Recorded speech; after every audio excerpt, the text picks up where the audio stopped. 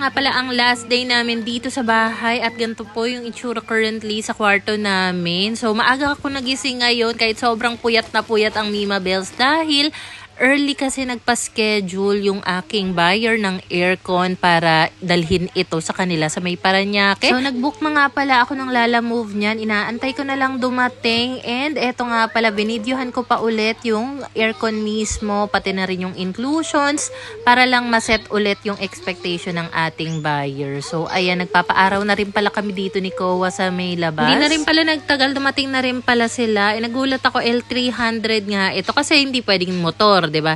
Hindi ko rin pinili yung kotse kasi usually pag kotse, 'di ba, maliliit lang yung compartment. Baka hindi magkasya itong aircon, may kalakihan kasi ito. For the video na nga ako dito para maipadala ko sa buyer para may peace of mind siya na documented talaga, all goods yung aircon na nabili niya sa akin. Thank you so much. Naglakad-lakad din pala kami dito sa may labas para makahanap ng makakainan. Then pag uwi nga, dumiretso ako dito kay Papa. Ginamit niya pala yung aircon. Ayan, nilusot niya lang sa bintana tapos ilagyan niya na lang ng kumot. Yan nga pala yung aircon ng kuya ko na pinalinis ko rin kahapon. So ayan na nga pala yung itsura sa may labas niya kasi may nagtatanong nakapag-impake na daw ba si Papa. Oo, nakapag-impake na siya pero hindi na ako pumupunta dito kasi sa pag-impake pala ng gamit natin, Diyos ko, kulang na yung oras ko. Kagabi rin pala nag-post ako na itong mga uniform na ginamit ni Pinky for one school year, bibenta ko nga, 'di ba? Take all, lahat ng mga yan, 500 pesos ko lang. Tapos meron agad nag-mine. So ayun nga, ipipick up niya na daw ito. And alam mo ba, tuwang-tuwa talaga siya. Sabi niya, thank you talaga. Kasi daw, isang set lang yung uniform ng anak niya nung kinder. Schoolmate ni Pinky, pero magkaiba silang section. So tuwang-tuwa siya dahil sakto yung size. Tapos ang dami nga daw inclusion. Kaya ayun, kinuha niya agad. Kasi ang dami rin nagmamay nun eh. Siyempre, paunahan lang yun. Wala na kaming ginamit na aircon kagabi. Kaya 2 electric fan talaga yung nakatapat sa amin. Ang init kasi, pero mahina lang naman yung konsumo nito. 45 watts lang naman kada ganitong maliit. Kasi 10 inches lang yung ganitong size na electric fan. Actually, 3 to. Itong kulay puti, ang blades talaga nito is silver. Kaso, hindi pa natatanggal yung plastic na cover nitong blade. Small battery ball talaga yung ganitong electric fan. And I'm thinking if ever na makalipat kami tapos kulangin kami ng electric fan, ganito lang ang idadagdag ko and I think color black na lang kasi meron ding black version niyan. Oh, magkaiba lang yung pangalan ng model niya pero ang pinagkaiba lang naman talaga nila is yung kulay, ganon. So same lang din naman to na 45 watts lang yung rated power. So anyway, nagpunta pala yung mag-aama ko sa kabila para makakilos ako ng bongga dito. At saka pupunta rin kasi doon yung tito ng mga bata. So ayun, last time na for lunch naman, pumunta pala ako sa may karinderya malapit sa amin. Grabe, Blockbuster, ang haba ng pila, pero may libre silang palamig. Gulaman pala, ayun. So bumili ako ng ganitong tilapia nila, tapos sitaw na may kalabasa na ginataan, and 1 rice. So ayan ang lunch natin for today. Hindi kasi ako makakilos nang hindi ako makain ng kanin dahil mapapalaban na naman ang Mima Bells niya sa pag-iimpake dahil nga last day na namin today. Tapos kinabukasan, ayun na nga, kailangan talaga maaga kami magising dahil maagang darating yung truck. Maaga yung binuko na truck. And kung magkano ba, kasi may nagtanong din sa comment section, magkano daw yung naibuk ko na truck? 6 wheels yon, 6-wheeler ba yung tawag doon? Nasa 6.4 siya, but then hindi pa kasama doon yung toll, kung may entrance fee sa subdivision, or kung meron pang mga parking fee na kailangan bayaran. So, yun na kasi yung pinakamura based sa pagre-research. Kala mo naman talaga. So, ayan na nga at kain na muna tayo. Alam mo ba, nagpe-petiks pa talaga ako kahapon. Although, ang dami ko naman na impake, pero feeling ko, hindi pa ganun ka-intense yung ginawa ko kahapon because I was under the impression na Saturday pa lang ngayon. Nagulat talaga ako. Pagising ko, narinig ko si Pinggoy, may kausap siya sa phone. Sabi niya, lilipat na kami ng Batangas bukas eh. So, sa isip-isip ko na bagong gising, bukas, Saturday pa lang ngayon. Tapos, nung pagkatingin ko sa cellphone, nakalagay, Sunday. Nahala talaga naman. Aligaga na talaga yung pakiramdam ko dahil ang dami pang hindi naliligpit. Tapos, kinabukasan ng lilipat. Ang pinabuko pa naman, umaga. O, di, good luck sa'yo ngayon, mga ragka dyan. Kasi personally, gusto ko ako yung in charge sa pag-i-impake dahil gusto ko ma-organize ko siya. Ayoko na may ibang nag-aayos. Even kapag naglilinis ako, general cleaning, kahit nga sa ibang bahay, gusto ko ako ako lang, wala na nangingialam. Pero magtatawag ako pag hindi ko na talaga kaya o kaya may mabigat akong kailangang buhatin. Pero kung kaya ko, ako na lang. So, sa mga nagtataka, bakit ikaw lang lagi nag-aasikaso ng mga ganyan? Gusto ko kasi. Gusto ko siya. So, okay na si Pingoy tumitingin sa mga bagets. Ako na bahala dito. Caring-carry na. Kabundo kaya yung tupiin ko. Ang sakit nga ng likod ko habang tinatapos ko yung pagtutupi. And then, ayan, pinaglalagay ko pa dito sa cabinet namin. And doon nga pala sa kwarto na lilipatan namin, may mga built-in cabinet na doon. Pero I'm thinking, ito pa rin ang gagamitin namin para sa mga damit. So, I think doon sa mga built-in cabinet, gawin ko na lang yung storage or lagay ng mga bedsheet o kaya mga kumot, unan, extra unan, ganyan. So, anyway, ang bala ko palang gawin ngayon is yung mga ibang mga damit na galing sa Mega Box. Ipaglilipat ko dito sa sako bag. O, di ba? Ang galing. Nagtupi, nilagay sa cabinet. Tapos, ililipat lang din naman dito sa sako bag. So, ang nangyari pala, binili ko na tong sako bag na malalaki. 4 na piraso pa nga yan. Kasi, hindi ko alam kung makakabili ako ng mura na karton. So, di nakabili na ako ng 4. And ang plano ko talaga is, may chance kasi na kapag binuhat mo yung ganito kalaking cabinet ng may laman, puno, may tendency magka-crack yung cabinet, masira. So, para maiwasan nga yun, babawasan ko yung mga damit na nandito sa cabinet, ipaglalagay ko sa sako bag, and then gumamit na rin pala ako para sa ilan ng ganitong compression bag. Alam mo, ang tanga-tanga ko nga kasi yung isang pack ng compression bag ko, naitago ko na nung mga first few days. So, hindi ko na maalala kung aling karton ko siya nailagay. So, iilan na lang tuloy yung nagamit ko dito. Pero okay na rin kasi ang kagandahan dyan, ayun, nakukompress nga siya dahil nahihigop nga nitong air pump yung hangin sa loob. So, mas space saver siya. Okay na okay talaga sa akin magligpit, maglinis ang ganito. Basta malamig, hindi ako mapagpawisan o kaya may nakatutok sa aking electric fan. Naligo naman ako kanina bago umalis nga yung mga bata. Sabay-sabay kaming 3 naligo. Pero kasi sobrang init ng panahon talaga. Pag walang nakatapat sa'yo na electric fan, tapos ang dami mong gawain, ang init. Good luck na lang talaga sa'yo kung hindi rin mag-init yung ulo mo. Anyway, ito nga pala yung first sako bag. Nalagyan na natin siya ng laman. Karamihan dito mga bedsheet, punda, kumot, and then yung ibang mga damit ni Pingoy, dito ko na rin ilalagay. So, as long as meron pang compression bag na available, doon ko muna sila ipaglalagay para maiwasan din na malikabukan. Malikabukan na sa loob nga ng sako bag. Basta yun na yun. Alam mo, sa isip-isip ko, bago pa ako magsimula mag-impake, sabi ko, ay, ang konti na lang naman ang mga gamit ko. Hindi na mahihirapan o hindi ako mahihirapan na mag-impake niyan. Madali lang yan.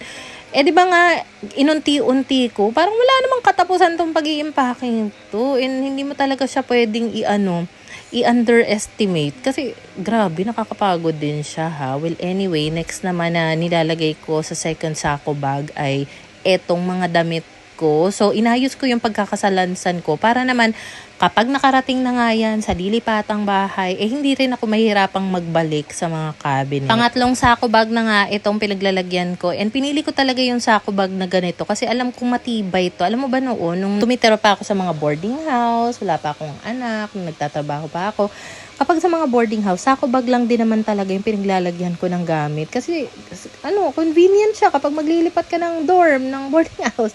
Daling bit-bitin, diba? Doon nga pala sa cabinet namin, diba may 2 drawer pa yun sa ilalim. Hindi ko na inalis yung laman noon. So, ang gagawin ko na lang, kapag ililipat na yung cabinet sa truck, ipatatanggal ko muna yung mga drawer para kapag binuhat nga nila, hindi sila mabigatan, 'di ba? Less chance na magka-crack yung cabinet ko. So, eto nga pala yung nabili kong bubble wrap. Transparent naman this time yung pinili ko. And sobrang dami pala naman talaga nitong napamili ko, pero carry na yan. Kasi kung hindi ko man din ito maubos at makalipat kami, ipopost ko na lang ito na for sale. Sa murang halaga, bahala. Bali, ang plano kasi namin is, syempre yung mga gamit sa truck. Pero kami, para makapunta kami doon, instead na mag-commute kami, dahil hindi namin alam kung anong oras kami makakarating kapag nag-commute kami, dahil antayan sa van. Magbubook ako ng 4-seater na van, tapos doon kami sasakay, mga bata, si Pingoy, and then mag-hand carry. Hand carry, kala mo naman talaga sasakay na aeroplano. So, itong lumos ko, yung TV, yung cable TV box, box, telephone, modem, yun, i-hand carry namin yun. But the rest, doon sila sa truck. Ang ganda nga rin itong bagong projector ko. Ay, hindi na pala ito bago sa akin. 6 months na rin sa akin to, pero parang bago pa rin kasi. So, ayan nga, meron pa siyang kasamang bag dito. Padded yan. So, hindi ka talaga mag-worry. Let's say, bibit-bitin mo yan sa travel, outing. Kasi, ayan, sobrang protected talaga yung projector mo dahil may kasama na siyang bag. Kung bet mo ng ganitong Lumos projector, maglalagay na lang ako ng link niyan sa comment section. Thank you so much, Lumos! Next naman na babalutin ko ay yung ilang mga babasaging plato at baso ko na nandito sa may ilalim ng cabinet. So, gagamitan ko na rin ng mga bubble wrap yan dahil gusto ko nga talagang tumagal sa akin ito. Itong mga green na plato na set kasi yan. Regalo sa amin yan ni na Luis at Kuya Jojo. Noon, nung first time namin bumukod. And gandang-ganda kasi ako sa pagka-green ng mga platong yun. Kaya gusto ko tumagal talaga sa amin. Well, anyway, ang napag-usapan pala namin ni Papa kasi hopefully magkasya talaga lahat ng gamit namin ni Papa sa iisang truck. But, if hindi magkasya, ang napag-usapan namin is, since yung rent niya is good pa naman hanggang April 15. So, gusto niya, if hindi magkasya yung mga gamit namin sa truck, yung mga tirang gamit, dyan lang muna, magstay daw siya muna dito ng 15, hanggang until 15 ng month, and then, tsaka na lang daw siya susunod dun. So, let's see kung anong mangyayari bukas ng umaga, and anong oras na ngayon, nag-voice over pa rin ako. Good luck na lang talaga kung magising ako ng maaga tomorrow. Ito nga palang nilalagay ko sa karton. Ito yung iilan sa mga paborito kong baso na madalas ginagamit ko noon kapag nag-iced coffee ako. So, iniingatan ko talaga, medyo kinapalan ko ngayon pagkaka-bubble wrap dito. So, hopefully, makarating nga itong mga gamit na ito, especially lahat ng mga babasagin nang walang mabasag or kahit crack man lang. Iba palang wall decor ko dito kasi sobrang kapit niya. I think iiwan ko na lang siya kasi kapag tinanggal ko, magiging super duper tsaka. So, I'm thinking na iiwan na lang dito. Kaya nag-message na rin ako sa new tenant and tinanong ko kung bet niya ba na i-keep na lang yung mga wall decors na yon sa unit para siya na bahala kung gusto niyang i-keep. Kasi kung ayaw niya, pwede naman naming tanggalin ng persahan. Alam mo, habang nagbabalot nga ako dito, iniisip ko rin, grabe no, mag-move kami sa isang lugar na wala kaming kamag-anak, wala kaming kaibigan, close friends, close relatives, ganyan. Talagang bago siya sa amin, magiging bagong journey to ng pamilya namin. And kinakabahan man ako, I know na magiging okay din naman to. Eventually, makakapag-adjust din naman kami. And let's see kung ano mangyayari sa buhay namin doon. And kung gusto niyo namang malaman kung ano, edi mag-follow na kayo sa page ko. Parang awa niyo naman. Excite kasi ako in a way na dahil kahit papano mas malaki nga yun. Parang paano ba yung buhay namin kapag medyo malaki na yung tutuluyan namin. And dati pangarap lang talaga to. Kasi nung doon pa nga kami nakatira nung nakikitira pa lang kami, iniisip ko dati, gusto ko talaga mabigyan ng makabukod kami na nakatira kami ng mga bata sa ibang bahay na kami-kami lang. Ano kaya yung feeling ng gano'n? For a while, diba, nagsettle naman kami sa medyo maliliit nga kasi okay naman to, madaling i-maintain, madaling linisin dahil maliit nga lang. Pero ngayon na nabigyan nga tayo ng opportunity na tumira sa kahit papano medyo malaking space na bahay, may bakuran pa. So, somehow excited din talaga ako para sa mga anak ko. And syempre, sa mga pwede nating magawa doon, bonfire, mag-set up ng tent, magtani, yan. So, ilan sa mga kailangan kong gawin doon, alamin kung saan ko pwede i-enroll si Pinky. I think si Kowa, hindi ko na muna siya i-enroll kasi kahit ako nag-a-adjust pa lang sa lugar, 3 years old pa lang naman siya. So, maybe pag nag 4 years old na si Kowa, which is next school year, tsaka ko na lang siya i-enroll. Pero, isa rin sa mga gusto kong mangyari, bago sana mag-start yung pasukan, makapag-swimming kami sa beach. So, nagtatanong-tanong na rin ako kung saan yung malapit na beach doon nga sa lilipatan namin para madayo namin. Kasi I think hindi naman OA sa tagal ng biyahe yung aabutin dahil nasa Batangas na nga. Tapos alam mo ba, habang naglilinis nga ako dito, sabi ko kasi gusto ko ma-document ko talaga yung mga pinaggagawa ko dito sa bahay. Kaya for the film nga ako dyan, kahit naka-timelapse lang, para hindi rin kayo mabagot. So, biglang meron akong napansin na tumatawag sa akin. Sa pagkasagot ko nga, yung driver nung truck, tinatanong kung bukas nga daw, ganyan. Sabi ko, oo, kinonfirm ko lang, bale na tomorrow nga daw. Tapos nagtanong siya kung pwede daw ba silang makitulog. So, naisip ko kasi maliit lang yung space. Sabi ko, pasensya na po kasi maliit lang po talaga itong apartment namin. Walang extra mahihigaan. Kasi I think may kasama siya, siguro yung helper. Tinanong ko, nasa na po kayo? Nasa Santa Rosa daw. So, ayun, hindi ko naman pwedeng patulugin dito dahil wala. Saka hindi kami kakasya. Tsaka, syempre, mga babae, mga anak ko, no? For safety na rin. Pero kung siguro may chance na makatulog sila somewhere na safe, edi mas okay. And tinanong niya lang ako kung okay daw ba na instead na 7 a.m., 6 a.m. pa lang daw, pupunta na sila dito sa bahay. Sabi ko, okay lang din naman. Nag-message na rin pala ako sa landlord ko para alam niya rin kung anong oras darating dito yung truck para makapag-set up nga ng enough space dito sa may harap nga namin para mas madaling magkarga ng mga gamit. Alam mo yun. So, coordinate lang natin yung mga kailangan i-coordinate sa landlord. Anyway, eto na nga at pinalitan ko rin yung bumbilya kasi yung malaking bumbilya na nilagay ko dito, gusto kong bitbitin yun sa Batangas and then umaakyat pala ako dito dahil tinanggal ko yung extension. Doon kasi nakasaksak yung modem namin, pati yung sa doorbell. Pati yung doorbell bibit-bitin ko dahil syempre, malayo na yung gate sa bahay, nalilipatan.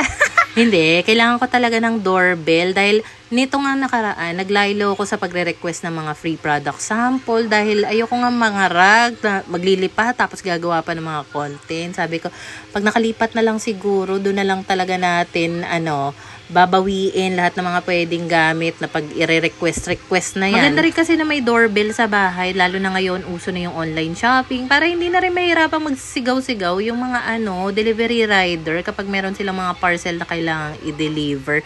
So yung doorbell ko, ang tagal na nun, more than a year na yata. All goods pa rin. Even itong solar light, dadalhin ko yan. So, ang una ko munang tinanggal pala dito sa may labas is itong string light.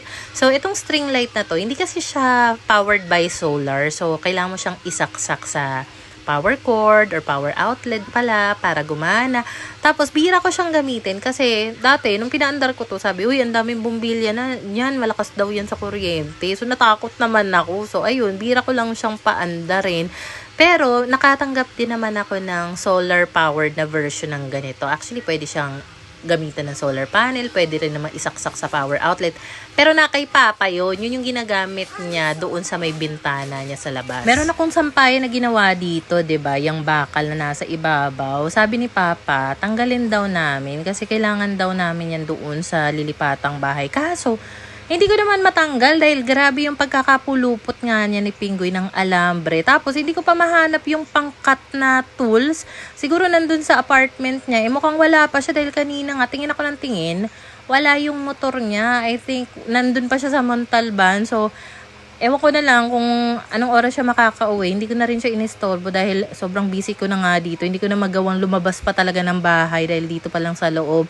Hindi na ako magkamayo sa mga gawain. Bali, iniwan ko lang yung pinakasabitan ng shower curtain dito sa may open space, sa may gilid na wall para if in case na balak ng tenant na maglagay din ng shower curtain doon para hindi pasukin ng tubig kapag umuulan, kabitan niya na lang. Over na talaga yung pagod ko for today's video. Nangihina na ako sa gutom. Buti na lang mayroong pang kanin. Tapos may natira pa ditong ulam na nabili ko kanina sa karinderya.